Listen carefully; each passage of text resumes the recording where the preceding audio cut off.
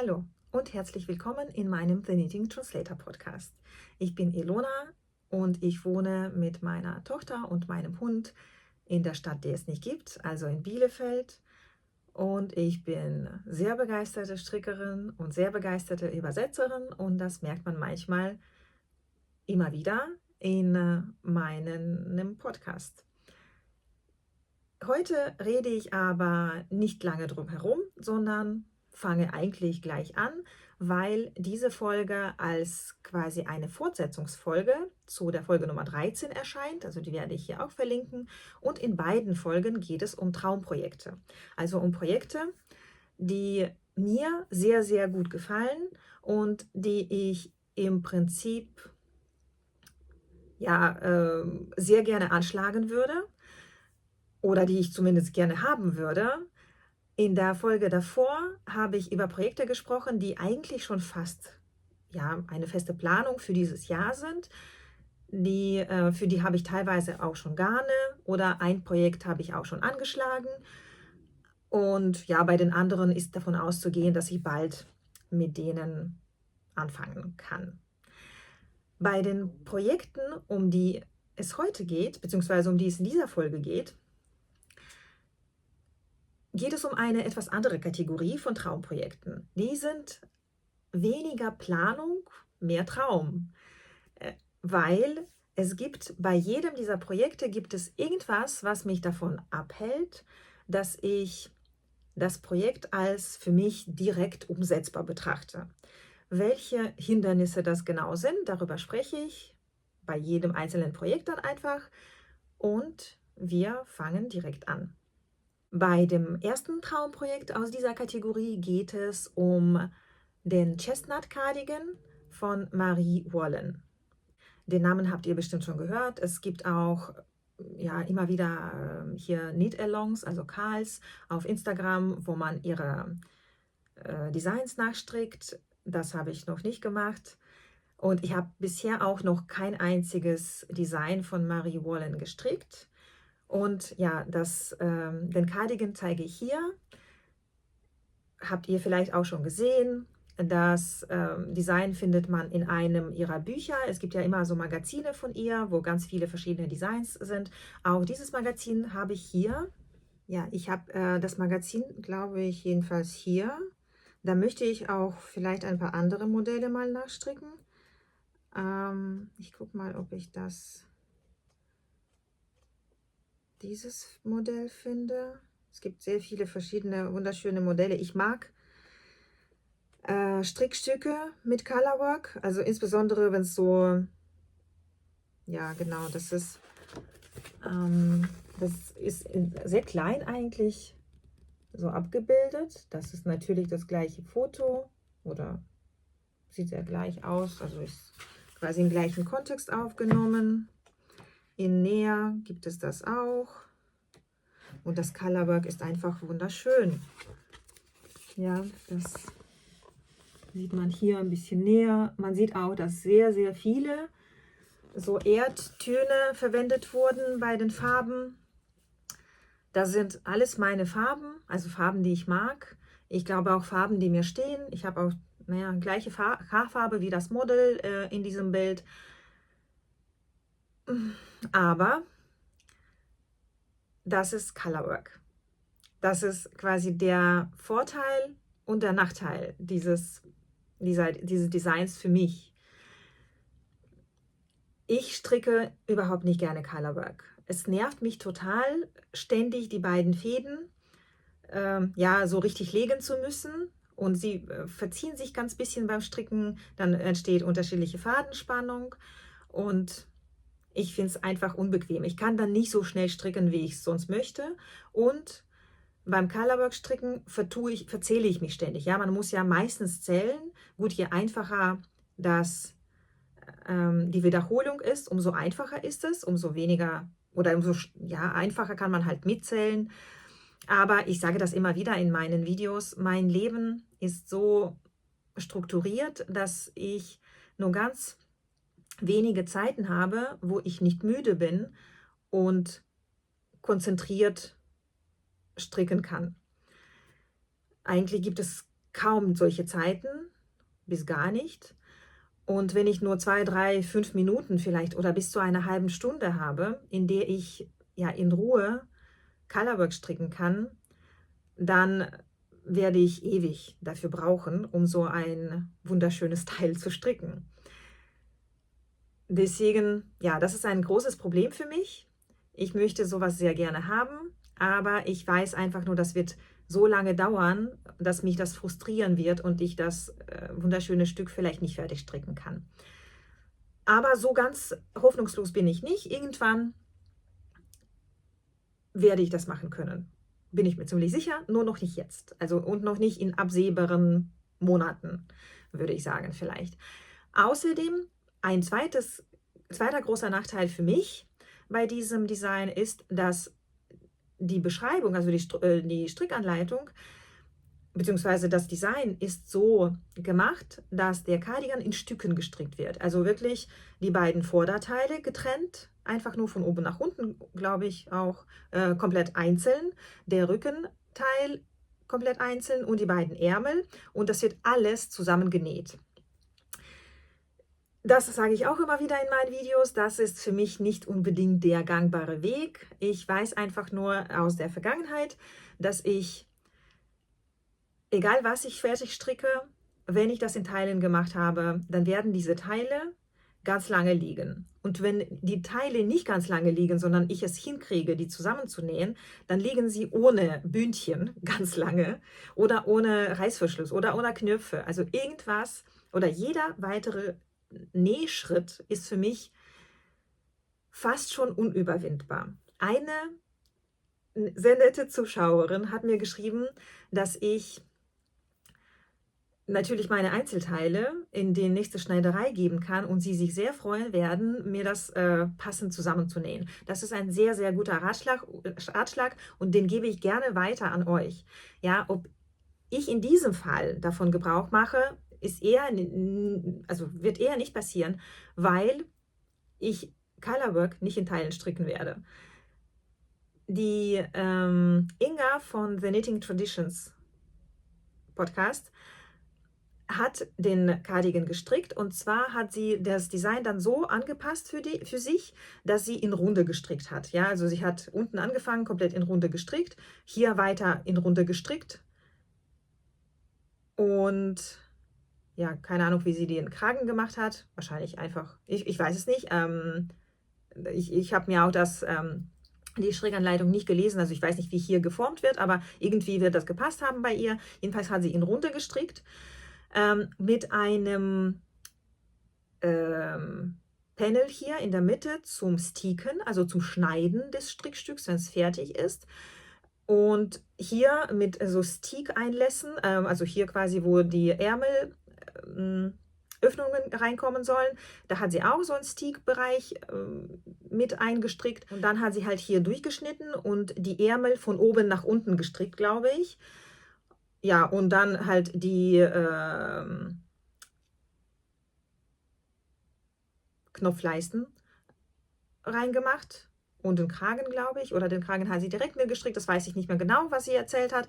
Wenn ich die Folge finde, wo sie darüber redet, verlinke ich sie hier in der Beschreibung.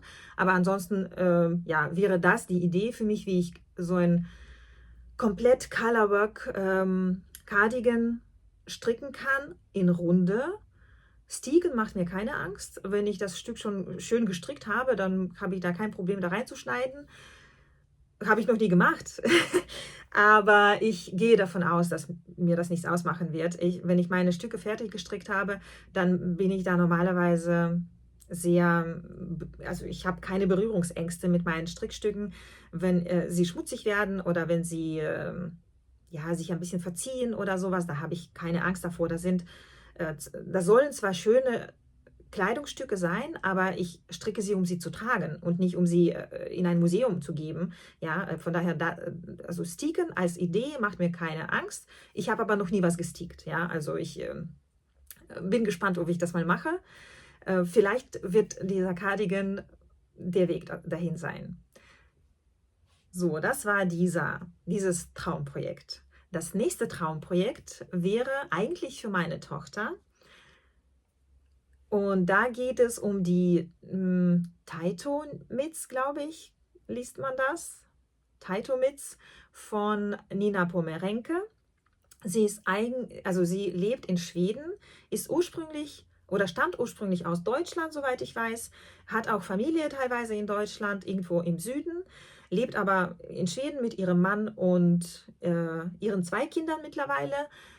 Und sie hat auch einen eigenen Podcast. Ich glaube, der Podcast heißt A Crafter's Tale, aber ich verlinke den hier, weil ich mich nicht mehr genau erinnern kann, ob das der korrekte Name ist. Und ich möchte für meine Tochter halt diese fingerlose Handschuhe stricken. Und das einzige Problem, das mich davon abhält, das direkt zu machen, ist eigentlich auch wieder die Tatsache, dass es Colorwork ist. Das ist natürlich viel weniger Colorwork, aber auch mit einem viel geringeren Umfang muss man das stricken. Und ich habe so ein bisschen Angst, dass es ja sehr frickelig ist, weil das natürlich dünnes Garn ist, mit dem man strickt. Und das Absurdeste bei dieser Angst ist eigentlich, dass ich für mich schon dabei bin, sehr ähnliche fingerlose Handschuhe von Nina zu stricken. Und ich habe einen schon fertig gestrickt. Und beim zweiten hänge ich jetzt so ein bisschen in den Seilen. Also ich habe den zweiten angeschlagen und bis zum Colorwork gestrickt und weiter habe ich halt wieder also ich brauche da wirklich sehr viel Inspiration, um da mich hinzusetzen und zu stricken. Den ersten zeige ich jetzt.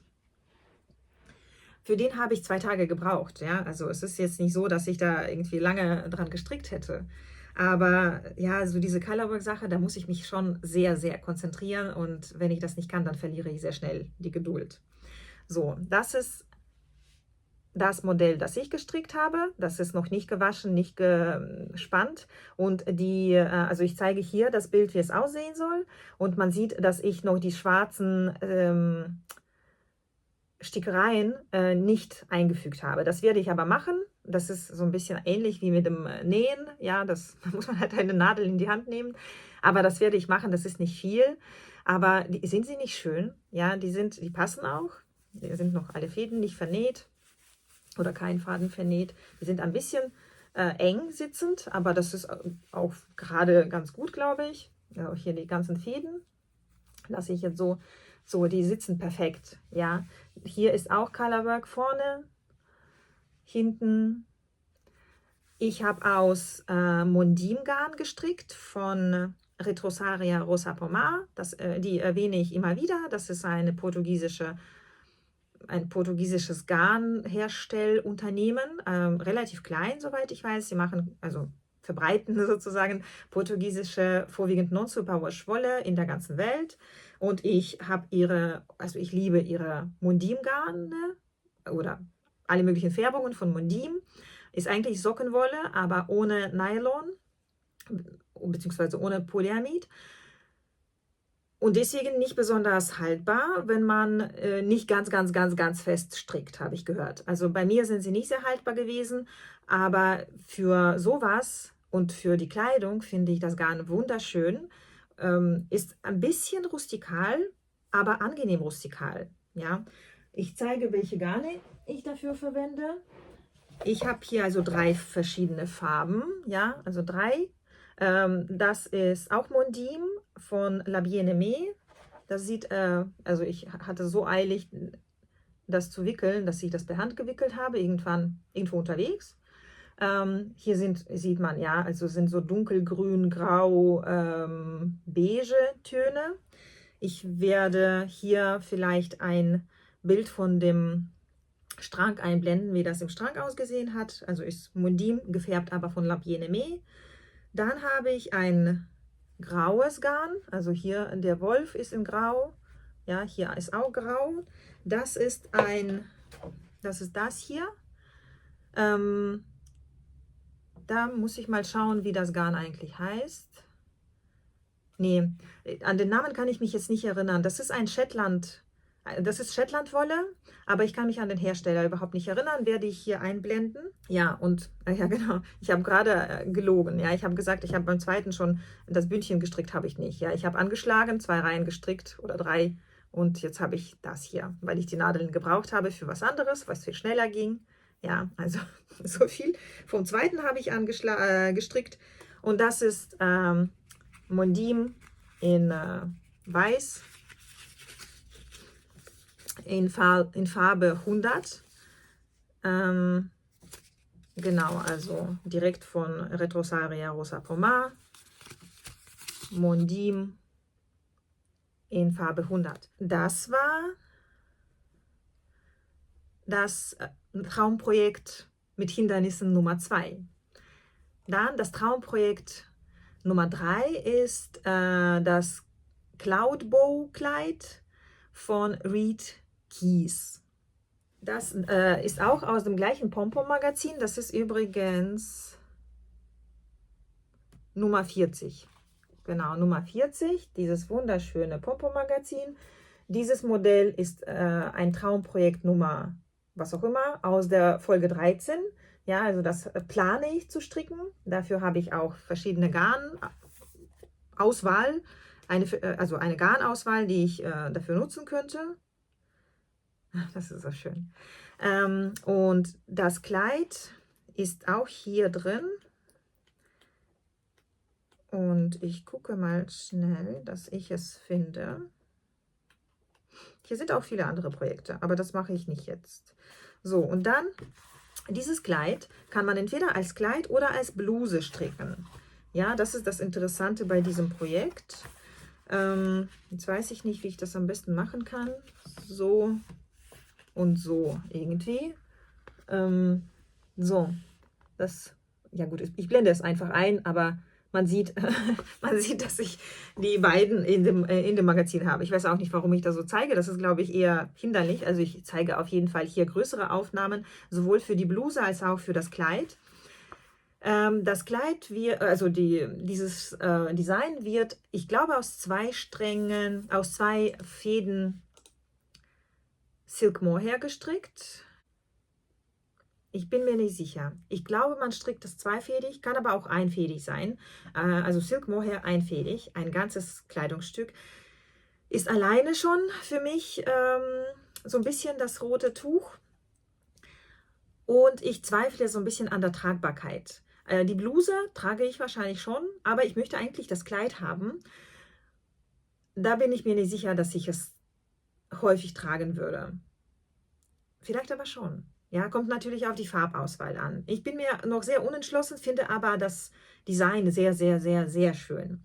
Das Interessante an diesem Design ist ja eigentlich, dass man, ich glaube, man strickt so ein Vorderpanel und Rückenpanel und dann strickt man die Ärmel dran und dann strickt man das untere und obere dran. Ja, irgendwie. Also das wird so zusammengesetzt und das Design oder das Stricken, der Strickprozess ist sehr einfach.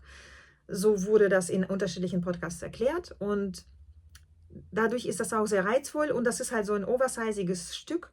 Ich glaube, das passt zu jeder Figur. Man sieht ja auch an den Models, das sind ganz unterschiedliche Figurtypen und trotzdem sehen sie beide sehr, sehr schön aus damit und auch sehr elegant.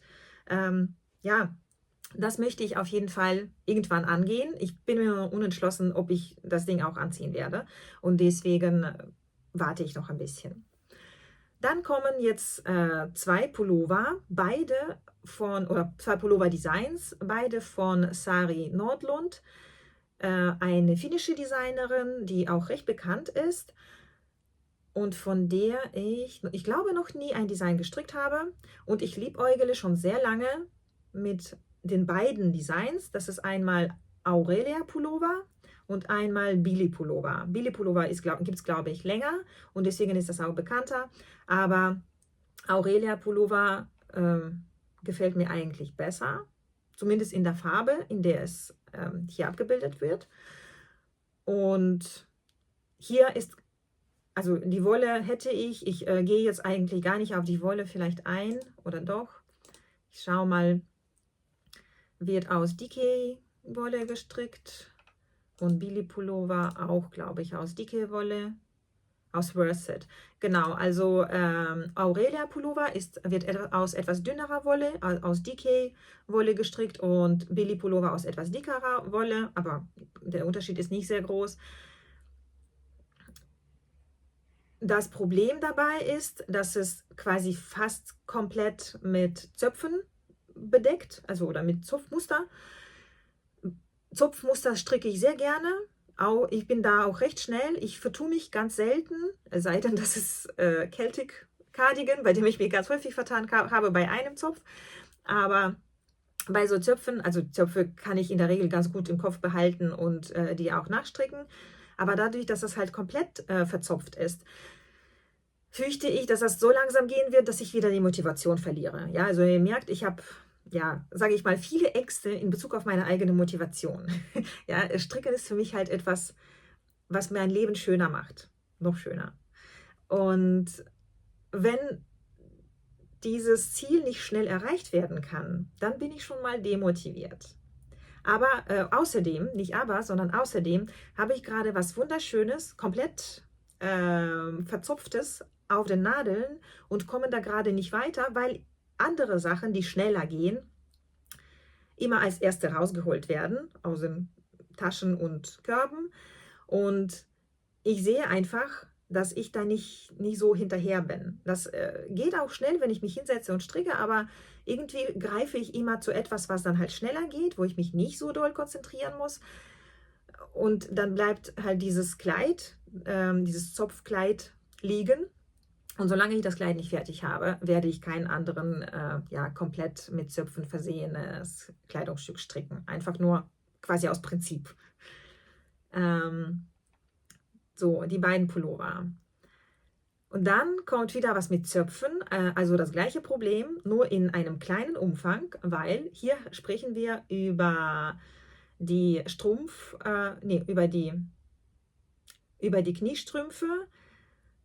Den Namen kann ich nicht vorlesen. Ich werde den Namen einblenden und das Design hier auch zeigen. Himolinen Kilt Hose. Ja, also ich habe nur gelesen, dass, also Kilt nicht Hose, sondern Kilt Hose. Hose heißt eigentlich Kniestrümpfe, die mit dem Kilt getragen werden, von den schottischen Männern wieder. Und ja, also ihr seht, es sind viele Zöpfe.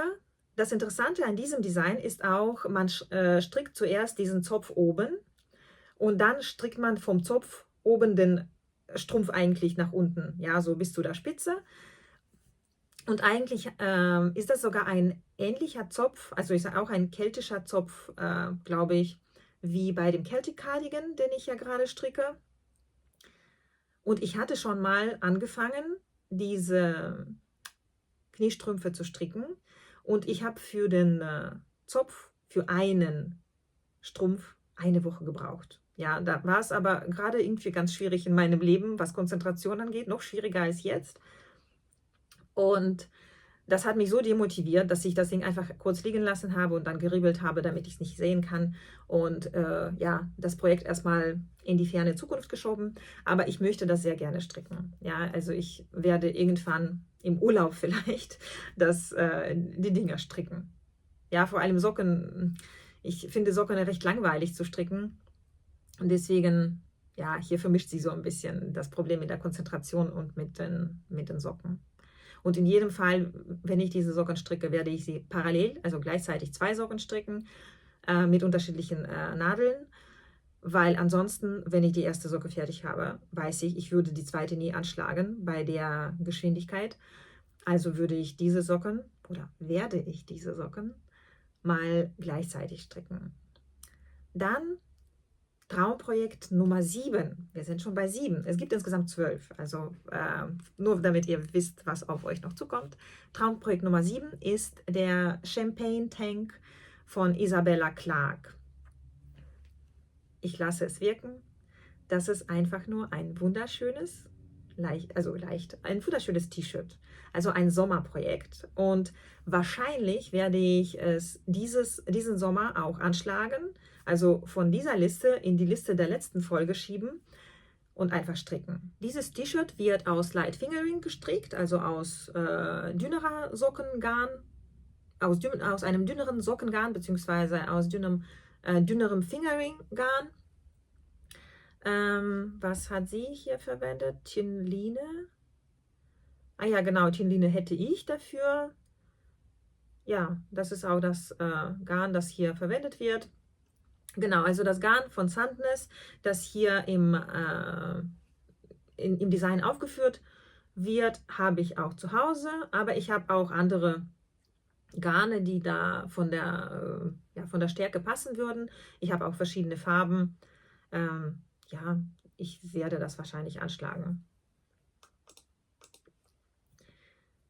Da gibt es nicht viel zu sagen eigentlich. Ah ja, genau, meine Befürchtungen, warum ich noch nicht gestrickt habe. Das Design gibt es schon seit ein paar Monaten.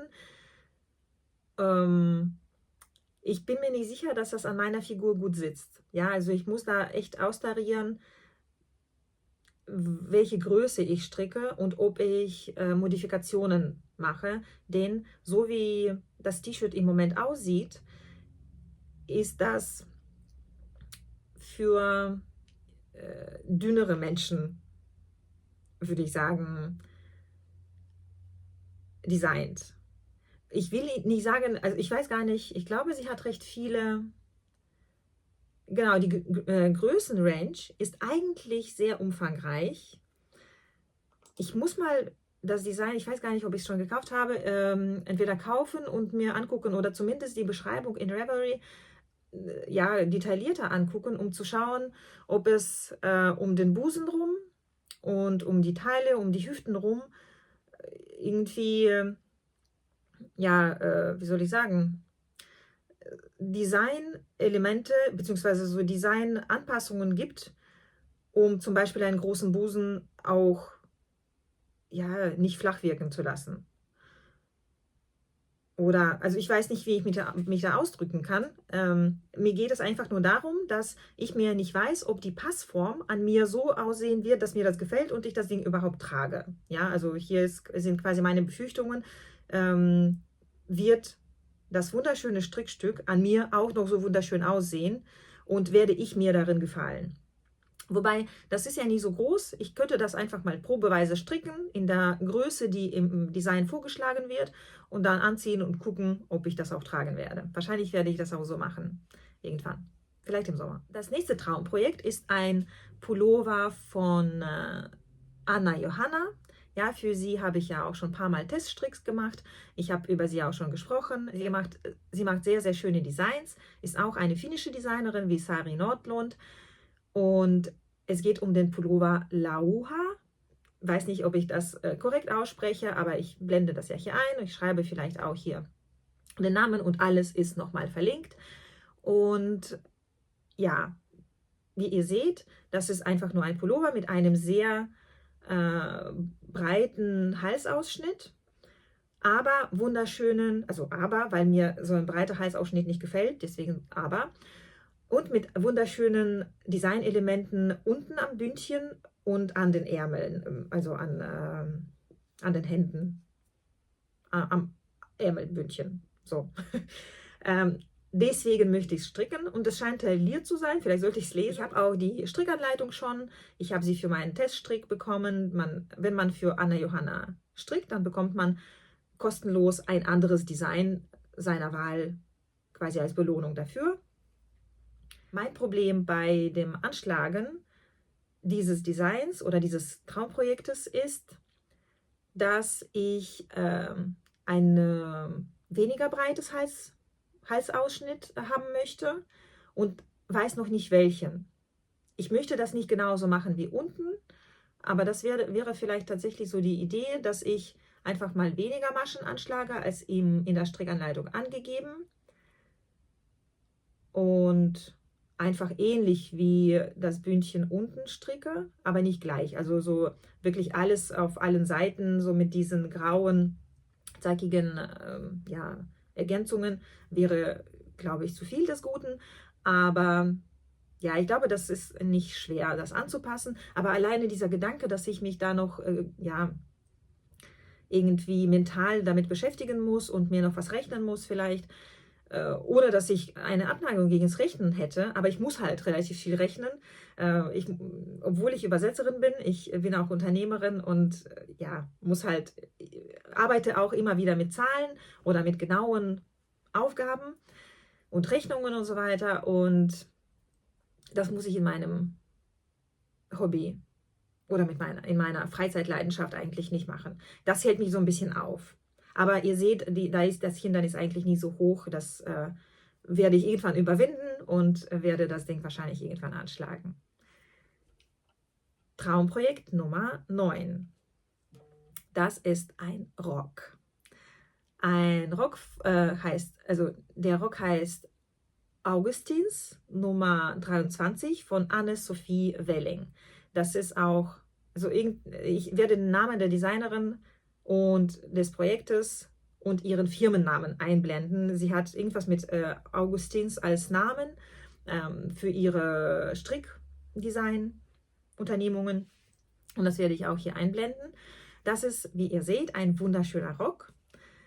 Ihr seht auch, dass er man sieht das nicht direkt, aber der Rock wird aus 3 Fäden der Rock wird 3-fädig gestrickt. Ein Faden Schafswolle, soweit ich das sehen kann, und 2 Fäden Silk Mohair. Das ist kein Problem an sich. Mein Problem bei diesem Rock ist, wobei während ich das spreche, merke ich schon, dass das eigentlich gar kein Problem ist.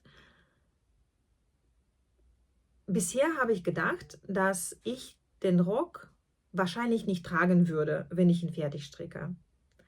Und jetzt denke ich, dass ich ihn tragen würde, wenn ich ihn fertig stricke, beziehungsweise wenn ich ihn stricke.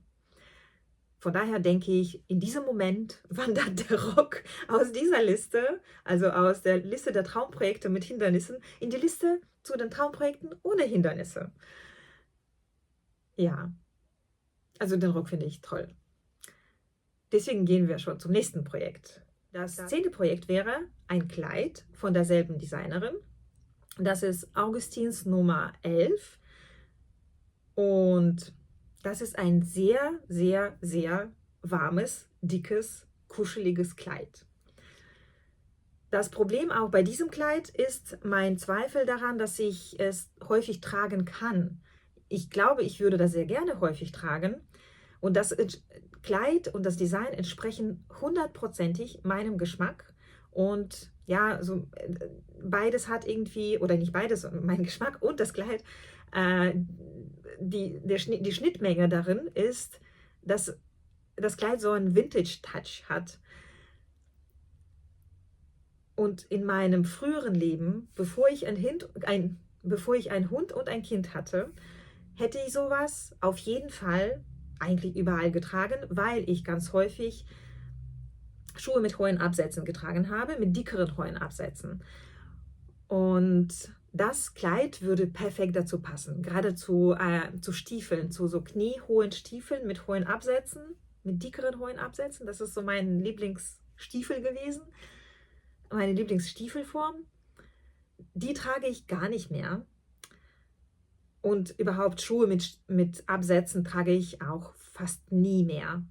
Das ist so ein bisschen die Diskrepanz zwischen diesem Design und meinem Alltag. Aber ich finde das sehr schön. Ich weiß noch nicht genau, ob und wann ich das Kleid anschlage. Aber die Wahrscheinlichkeit besteht, dass ich es tun werde. Dann das vorletzte Projekt, beziehungsweise das sind sogar 2. Ich habe mich noch nicht entschieden, ob ich beides oder eins davon mache oder keins. Es geht hier um 2 Taschen. Einmal der Bindelbag und einmal die Boqueria Basket. Also quasi ein Korb und eine Tasche. Ja, die kann man wunderbar als Projekttaschen verwenden, die kann man aber wunderbar für andere Sachen verwenden. Da kann man etwas aufbewahren, wie in jeder anderen Tasche auch. Und ja, also das Einzige, was mich davon abhält, ist eigentlich, dass das so ein bisschen Gefrickel bedeutet. Ich habe schon die Bindelbag angeschlagen gehabt und das Ganze war mir ein bisschen kleinteilig. Und dann habe ich irgendwann nicht mehr gestrickt und irgendwann geribbelt. Mir haben auch die Farben nicht gefallen. Ja, da muss ich auf Inspiration warten, dass mir gerade nach was Kleinem, aber Frickeligen ist. Ja, wo ich wirklich noch in die Anleitung gucken muss, weil ich noch nie so ein Täschchen gestrickt habe. Da muss ich halt schauen, dass ich ein bisschen Ruhe habe und Interesse, etwas Neues zu lernen, also die neue Form. Da gibt es keine Techniken, die ich nicht kenne, aber da gibt also die Struktur, den Aufbau kenne ich halt nicht. Sowas habe ich noch nie gestrickt und da muss ich dann halt mich konzentrieren, weil dadurch, dass er so kleinteilig ist, muss man eigentlich ständig in die Anleitung gucken, weil man ja ständig irgendwie was Neues, irgendwie eine neue Form machen muss. Und nun sind wir beim letzten Projekt, also Traumprojekt Traumprojekt mit Hindernissen Nummer 12. Das ist ein wunderschöner Kragen, heißt Woodland Capelet bei Susan Mills Knits. Das ist, ja, man merkt hier auch, glaube ich, so ein bisschen meine Vintage-Neigung. Das ist auf jeden Fall so ein, ja, so ein Schulterwärmer oder Kragen oder so ein fast wie ein Tuch. Ich weiß nicht, wahrscheinlich gibt es einen Namen für so ein Kleidungsstück. Das wird ja nicht mehr getragen, sowas. Aber ihr kennt bestimmt, also irgendjemand von euch kennt bestimmt, wie so ein Kleidungsstück früher geheißen hat. Bitte in die Kommentare schreiben, sehr gerne, oder mich heimlich anschreiben, sozusagen per persönliche Nachricht. Ich sollte, glaube ich, den Namen wissen. Ich gucke mal, ob ich den Namen recherchieren kann. Ja, das, was ich recherchieren konnte, ist Umhängetuch, aber das passt nicht, glaube ich. Vermutlich gibt es da einen eigenen Namen, weil das so ein eigenes Kleidungsstück war. Und ja, das zeigt auch so ein bisschen meine Bedenken dabei. Mir gefällt die Optik sehr, sehr gut. Aber also das Kleidungsstück würde ich halt wahrscheinlich maximal zu Hause tragen. Und da fehlt mir einfach so ein bisschen die Inspiration, etwas zu stricken, was ich nie draußen trage. Ja, das ist dann doch ein bisschen zu altertümlich für mich oder entspricht nicht ganz meinem Außenlook, den ich normalerweise habe. Ich gehe ja auch häufig eher sehr, sehr pragmatisch angezogen nach draußen, weil ich halt ja meistens mit dem Hund rausgehe oder halt mit Hund und Kind oder nur mit Kind, aber wir sind unterwegs zu eher kindischen Unternehmungen und da finde ich das schwierig, sowas zu tragen, weil das auch nicht besonders praktisch ist. Wenn man sich bückt, dann fällt das Ding ja wieder um die Ohren. Ja, das ist so ein bisschen die Befürchtung, dass ich das Ding nicht trage. Aber vielleicht irgendwann, wenn ich nur, ja, so Sachen mal stricke, also nur so Show-Sachen stricke, dann mache ich das. Aber ich weiß noch nicht. Ich denke, ihr seid schon müde genug nach der ganzen Traumprojekt-Vorführung. Ich hoffe, wie immer, ihr habt euch gut unterhalten gefühlt. Ich freue mich, falls ihr noch keine Abonnenten oder Abonnentinnen seid, dass ihr abonniert und dass ihr wiederkommt, dass ihr euch per Nachricht oder hier in den Kommentaren meldet. Und ich wünsche euch frohes Stricken und bis zum nächsten Mal.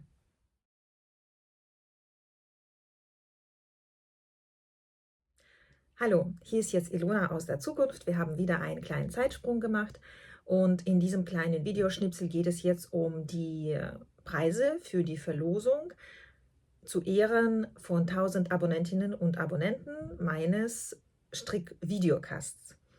Und es sieht so aus, als würden sich die meisten von euch, die letztes Mal abgestimmt haben, unter der Folge 13 konnte man ja in Kommentaren abstimmen, ob man sich einen Strang Wolle als Preis wünscht, wenn man an der Verlosung teilnimmt, oder ob man sich eine Anleitung mit meiner Übersetzungsunterstützung wünscht. Es war relativ ausgeglichen, aber ja, die meisten haben sich einen Strang gewünscht und jetzt habe ich mir sogar 2 Stränge ausgesucht. Ich werde aber nur einen davon verlosen. Ich wollte aber euch nochmal die Möglichkeit geben, die Farbe auszuwählen, ja, aus diesen 2 Farben, die ich gewählt habe.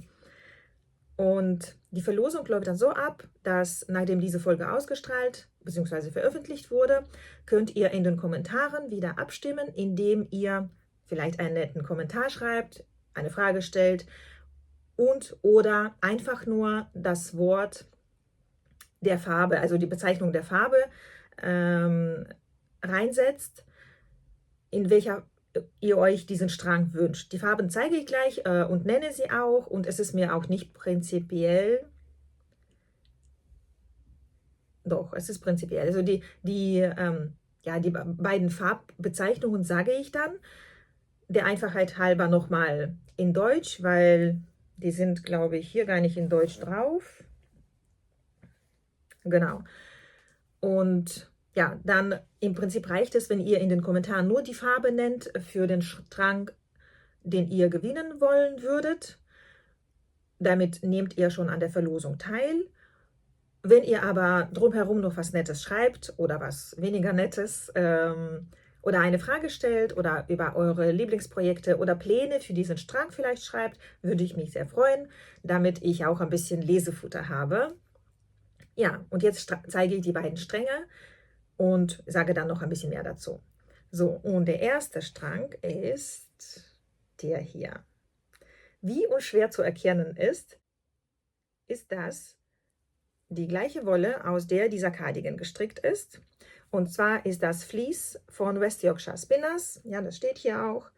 Und das ist 100% britische Wolle. Und zwar die Blueface Leicester Wolle. Ja, sie ist sehr weich, sehr seidig, kann man schon sagen. Also sie fällt sehr, sehr gut. Also die Strickstücke aus dieser Wolle sind ja relativ schwer.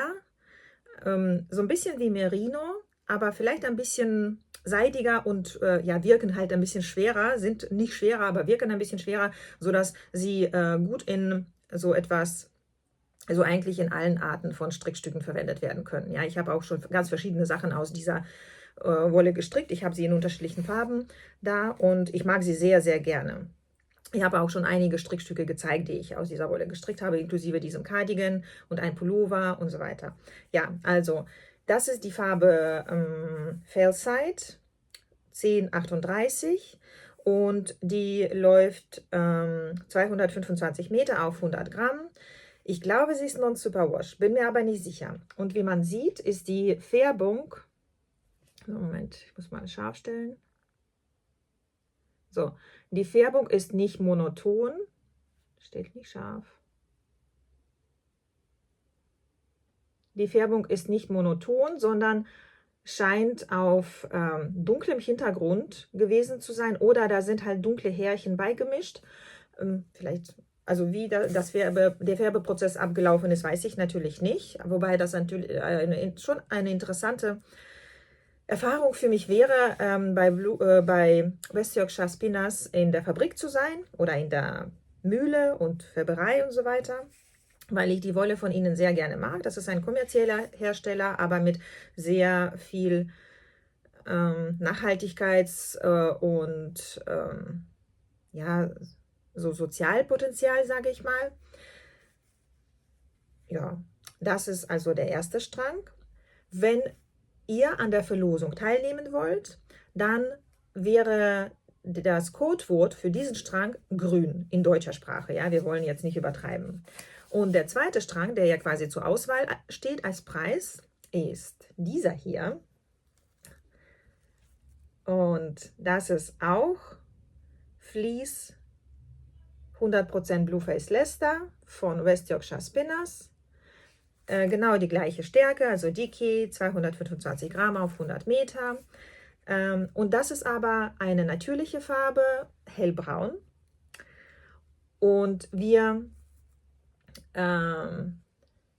bleiben einfach bei braun. Wenn ihr also für diesen Strang stimmt, beziehungsweise wenn ihr an der Verlosung teilnehmt und im Falle des Gewinnes diesen Strang gewinnen wollt, schreibt ihr einfach braun in eurem Kommentar. Und dann weiß ich Bescheid. So, da sind die beiden Stränge also. Hier im Vergleich. Sie sehen auch zusammen sehr gut aus eigentlich. Also interessant. Der eine ist ja ungefärbt, der andere gefärbt. Und ich habe auch ein paar, also wie ich eben schon gesagt habe, habe ich verschiedene Strickstücke daraus gemacht. Einmal diesen Cardigan. Da reicht natürlich ein Strang nicht aus. Für diesen Cardigan habe ich 4 Stränge maximal verwendet, in Größe 3 oder M, je nachdem, was man strickt. Ich verlinke auch die Folge vielleicht, in der ich über diesen, ich verlinke die Anleitung, die ich hier gestrickt habe. Ich schreibe das dann auch dazu. Und dann zeige ich noch ein paar andere Sachen, die ich mit dieser Wolle gestrickt habe, sodass ihr vielleicht eine Inspiration habt, was ihr aus einem Strang machen könnt tatsächlich. Und das sind beides Einstrangprojekte. So, einmal diese Mütze. Ich kann mich an den Namen überhaupt nicht erinnern. Das ist von Camilla Fahrt eine Anleitung gewesen. Und ja, das ist so ein typisches Lace-Muster mit Bobbles eigentlich, die bei mir nicht so stark herausstechen, was mich aber eher freut. Die wollte ich eigentlich ganz weglassen, weil ich Bobbles nicht mag. Ja, aber das Lace-Muster ist sehr schön. Das sind so Blumen oder so, ja, Blumen oder Blätter von Camilla Fahrt mit verschränkten Maschen am Bündchen. Und da reichte ein Strang von diesem Garn dafür aus. Und dann habe ich noch wieder aus einem Strang, da blieb aber noch ein bisschen was über oder vielleicht sogar relativ viel über, weil dieses andere Projekt, das ich gleich zeige, ist auch aus einem Strang und da reichte ein Strang gerade so aus, reichte aber. Und so, das ist ein sogenanntes Kaul, ja, also in Englisch halt Kaul, also so ein, ja, so ein Kragen, Halswärmer von Kate Weaver, die auch einen YouTube-Podcast hat, den ich verlinken werde, beziehungsweise hier eintragen werde. Ja, und das ist halt ja, so ein Kaul, so eine Röhre. Ja, und ich versuche mal anzuziehen. Man kann den halt tragen, wie man möchte. Ja, entweder so, einfach so locker. Ich mache häufig, wenn ich eine etwas enger, also eine Jacke oder einen Mantel habe und eigentlich so ein bisschen ordentlich aussehen möchte, dann mache ich den so. Also ich klappe den nach innen um und dann sieht man halt nur so ein bisschen den Kragen. Und das sieht wie so ein ja, Rollkragen von einem Pullover aus. Man sieht das hier natürlich nicht. Und dadurch, dass die Wolle recht stretchy ist, sozusagen, also sehr flexibel, sehr dehnbar im Gestrick, nicht, also so ist sie ganz normal dehnbar. Also nicht erschrecken. Ich mag zum Beispiel, genau, sie ist ganz normal, ist halt Wolle, also dehnt sich quasi nicht wirklich, ist aber verzwirnt und dadurch gibt es natürlich immer so ein bisschen Sprungkraft. Aber so im Gestrick ist das schon sehr, also sehr flexibel, aber auf eine angenehme Art und Weise. So, das wäre also ein zweiter Vorschlag. Wie man sieht, mag ich Zöpfe eigentlich ganz gerne. Das strickt sich auch wirklich sehr kurzweilig. Also ist so ein bisschen Musterwiederholung, einfache Zöpfe, viele davon aber. Und aber auch leicht zu merken. Und das ist einfach nur 1, 2, 3, 4, viermal Mustersatz oder Rapport, Wiederholung und das war's. Ja, und hier dann 2x2 Bündchen auf beiden Seiten und einfach nur gerade, ohne irgendwelche Zunahmen oder Abnahmen.